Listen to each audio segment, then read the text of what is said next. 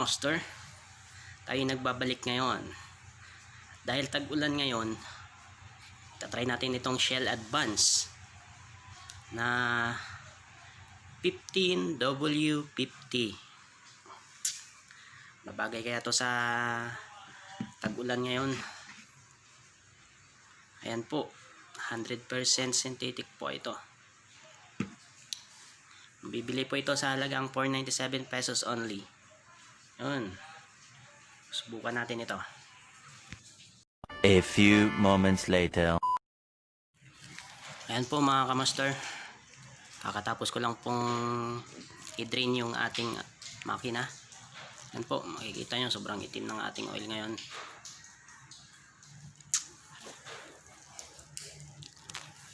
Antayin po natin ng konti kasi may natitira pa eh.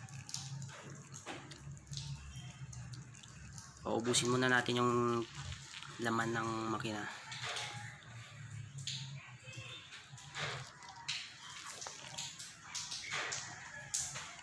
At habang tayo nag-aantay, palitan po natin yung oil filter ng motor. Gagamitan ko po ito ng 8mm T-wrench. Tatlong 8mm bolt lang po ito.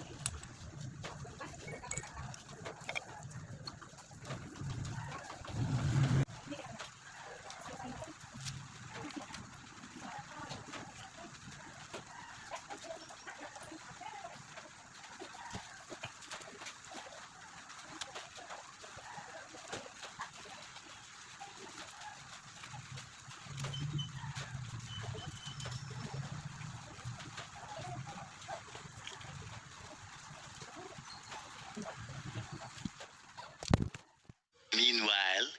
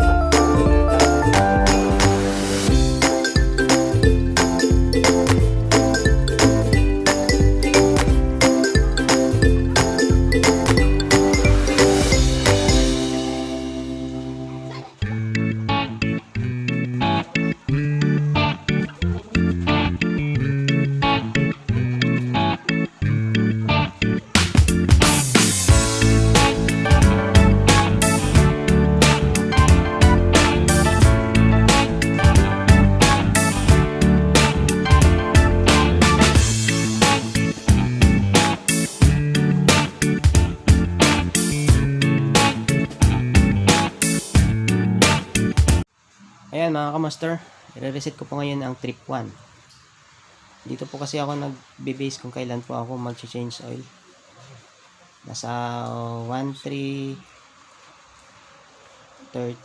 kilometer po yung tinakbo ko bago ako nag-change oil ngayon. Ayan, back to zero na. So, ayan lang mga kamaster. Thanks for watching. Bye-bye.